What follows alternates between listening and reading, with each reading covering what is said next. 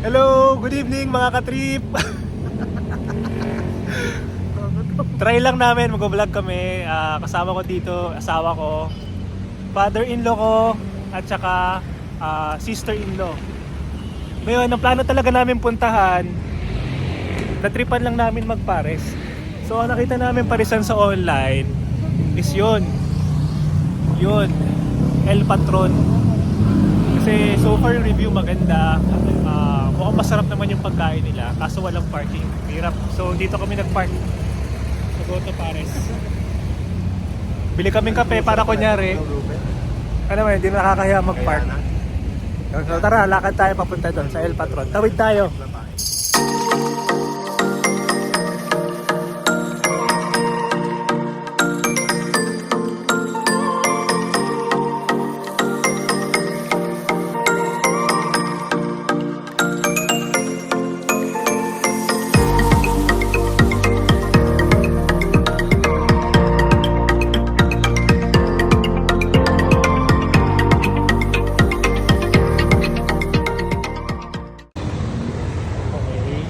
May free time spot.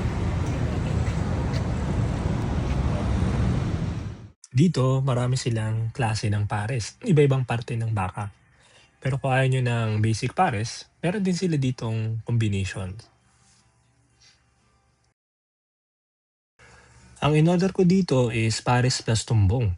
Makikita nyo ang daming laman, malambot at maraming sabaw. Lagyan natin ng sili para masarap. Kaya ako nagpapahati expected sa atin, chili sauce natin. Chili garlic. Kaya natin atin. Lagyan natin na kalamansi. Ano ba ito? Garlic. Masarap.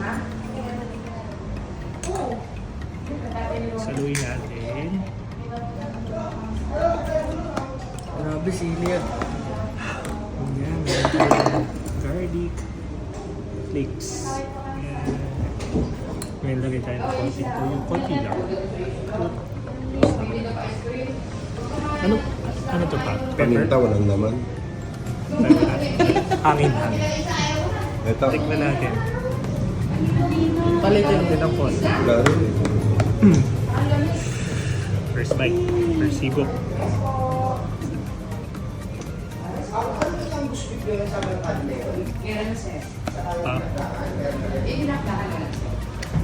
Yung laman.